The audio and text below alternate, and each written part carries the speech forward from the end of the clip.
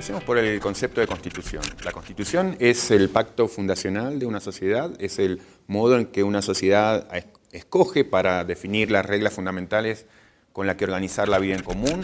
Uno podría decir es la ley de leyes, es la norma de las normas, es la norma superior. Es sobre todo un pacto entre iguales. Esto quiere decir que es un acuerdo celebrado en la sociedad por todos los que la integran y es un pacto celebrado entre todos en donde todos están situados en un punto de igualdad.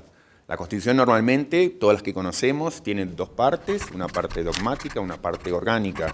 La parte orgánica tiene que ver con cómo se organiza el poder, con cómo se organizan las distintas ramas del gobierno, cómo se distribuye el poder entre ellas. La parte dogmática tiene que ver con los derechos básicos de los ciudadanos, los derechos básicos que nos corresponden a todos. Y dependiendo de las tradiciones políticas de cada sociedad, esas diferentes partes se han organizado de distinto modo. En América Latina, la influencia principal ha venido yo creo que de tres fuentes, sobre todo. Una es la Revolución Norteamericana, otra es la Revolución Francesa y otra tiene que ver con la tradición hispánica.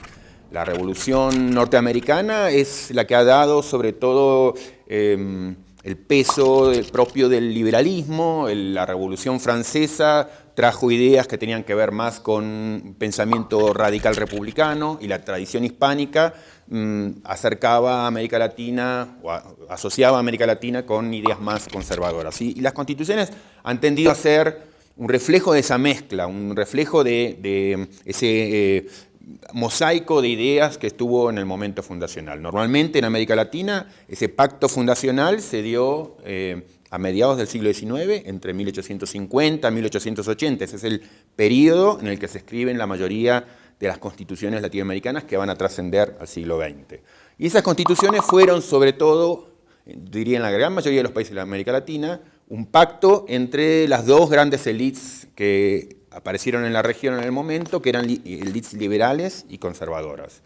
Eso también le dio marca de identidad a las constituciones de la región, que han ido cambiando, pero que desde el momento en que surgen tienen esa identidad muy marcada por esa mezcla de lo que querían los liberales y lo que querían los conservadores. Lo que querían los constitucionalistas liberales de ese acuerdo básico era sobre todo un modo particular de organizar el poder, basado en un sistema de controles mutuos, lo que se llamaba un sistema de frenos y contrapesos o checks and balances. ¿Por qué? Porque tenían miedo de lo que llamaban los dos grandes monstruos de la época, que eran la tiranía y la anarquía. Querían escapar de esos dos grandes monstruos. Entonces, por eso que se preocupaban muy especialmente por organizar el poder de un modo muy basado en controles y al mismo tiempo garantizar ciertos derechos fundamentales para todos. En particular, en relación con la Iglesia y el Estado, querían dar una protección muy importante a la libertad de pensamiento, la libertad de ideas, la libertad religiosa. Ahora, como decía, digamos, en América Latina esas ideas liberales aparecieron en conjunto con ideas conservadoras. Entonces, cuando llegó la hora de celebrar estas constituciones, lo que querían los liberales en ese primer momento, bueno, normalmente apareció en negociación con las pretensiones de los conservadores. Por eso las constituciones que parecían orientarse en una dirección más propia del liberalismo en un primer momento, terminaron marcándose un poco más hacia la dirección conservadora después de ese pacto, y eso implicó que esas dos ideas fundantes, una, la de organizar el poder en base a controles, y la otra de establecer una lista de derechos incondicionales, se fueran modificando a partir de ese pacto. ¿De qué modo? Bueno, la idea de frenos y contrapesos quedó en parte desbalanceada en la mayoría de las constituciones latinoamericanas con un poder ejecutivo más fuerte. O sea que no hubo un equilibrio, digamos así, perfecto entre las tres ramas de poder, sino que en general tendió a dársele a una de esas ramas del gobierno, al Ejecutivo, un poder adicional. Eso es en parte un problema que ha seguido marcando la vida del constitucionalismo latinoamericano, diría hasta hoy. Y algo similar en relación con la idea de los derechos. Tenemos lo que querían los liberales, que era una lista de derechos incondicionales, pero también por la influencia del conservadurismo, esa lista de derechos incondicionales en parte quedó condicionada. ¿De qué modo? Bueno, en muchos casos condicionada a partir de las exigencias del conservadurismo que tenían que ver en América Latina muy especialmente con las pretensiones de una religión. Y entonces Tenemos casos como el de la Constitución argentina, que establecen al mismo tiempo lo que querían los liberales, o sea, tolerancia religiosa, libertad de ideas en el artículo 14, y al mismo tiempo toman partido en el artículo 2 de la Constitución por una religión particular, que es la religión católica. O sea, esa, si quieren, esquizofrenia que muestra la Constitución es algo que es muy propio de lo que ha sido el constitucionalismo latinoamericano hasta hoy. Quería hacer un punto más abstracto y uno más concreto sobre lo dicho, centrado en esta idea de una Constitución dividida en dos partes, parte orgánica y parte dogmática. El punto más abstracto sería el siguiente, y es que esa distinción entre lo orgánico y lo dogmático, la maquinaria del poder y la parte de los derechos, remite a lo que sería la tensión principal que existe dentro de cualquier Constitución, que es, por un lado, un compromiso con una lista de derechos fuerte e incondicional, y por otro lado, un compromiso con la organización de una maquinaria democrática. Esto es, al mismo tiempo, la Constitución establece en su seno un compromiso con la idea de derechos y un compromiso con la idea de democracia. Y esas dos ideas, que nos parecen tan fundamentales y todos estamos de acuerdo en que cualquier Constitución tiene que tener esas dos partes, sin embargo son dos ideas que están en tensión y eso forma parte de un problema y también forma parte de la riqueza de cualquier Constitución.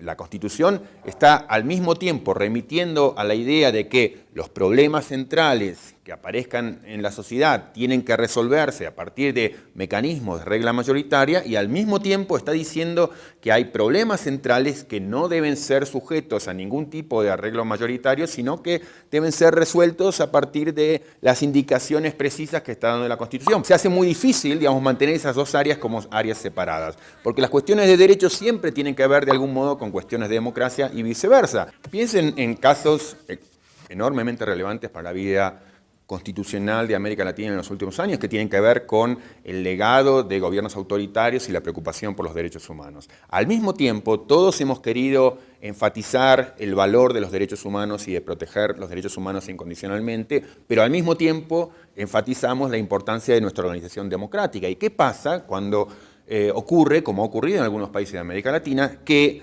democráticamente decidimos algo acerca de cómo tratar las cuestiones de derechos humanos y al mismo tiempo esas cuestiones habíamos dicho que no las íbamos a tocar sino a partir de las reglas ya establecidas en la Constitución? El punto más concreto que quería hacer tiene que ver con la vida constitucional contemporánea en América Latina y cómo ha ido cambiando el constitucionalismo regional. Quería pensar un poco acerca de cómo fueron cambiando la vida social y así también la vida constitucional. En particular, diría a principios del siglo XX, con el ingreso de la clase trabajadora en política, con el ingreso, digamos, de la clase trabajadora como actor social fundamental, con la extensión del voto, la universalización del voto, apareció en la escena pública una cantidad de demandas y de reclamos que no estaban en el siglo XIX con tanta intensidad, y eso obligó al constitucionalismo también a tomar nota de esos cambios, y entonces las constituciones que se habían escrito en el siglo XIX empezaron a cambiar en parte su perfil. El cambio central apareció en 1917 con la Constitución mexicana,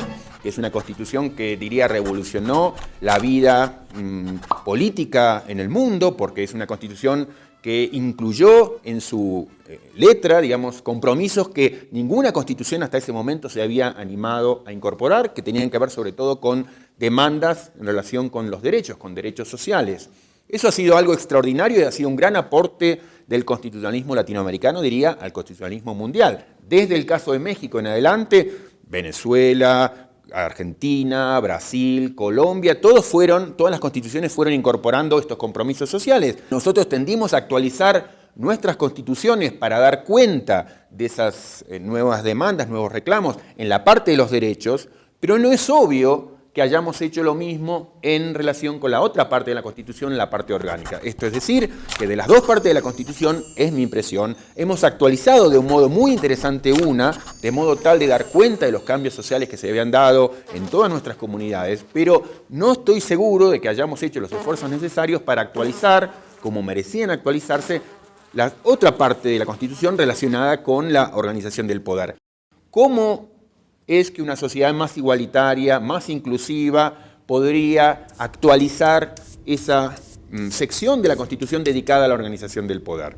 Mi impresión es que todavía insistimos en formas de organización institucional, en arreglos institucionales, que tienen, yo diría, un matiz muy contramayoritario, que todavía muestran una cierta hostilidad a la participación política, aun cuando hayan empezado a incorporar palabras más amigables con la idea de participación. Pero creo que en la estructura de organización del poder seguimos teniendo unas instituciones que siguen siendo impermeables a una intervención más activa de la ciudadanía en política, que no es consistente con los cambios sociales que creo que se han dado y con el tipo de demandas que las sociedades democráticas. ¿Cómo adecuamos nuestras constituciones a los niveles de igualdad, a los niveles de democraticidad que hemos reconocido en todas las otras áreas de la vida social?